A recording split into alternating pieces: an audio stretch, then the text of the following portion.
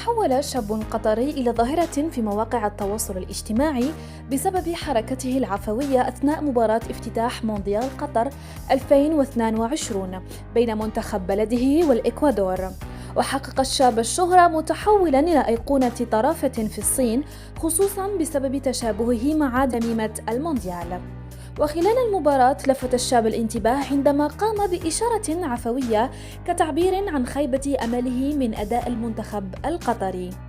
إشارته أعجبت المستخدمين في الصين وتداولتها مواقع التواصل الاجتماعي المحلية في البلاد.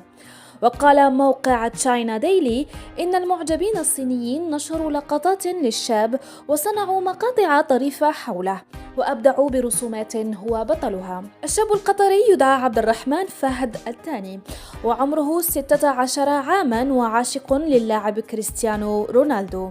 عبد الرحمن تهاطلت عليه الرسائل عبر مواقع التواصل الاجتماعي، حتى شركة التيك توك راسلته عبر الإيميل من أجل فتح حساب تيك توك صيني، وكما كان الحال فتح حساباً وصل إلى أكثر من 10 مليون متابع في ظرف يوم واحد.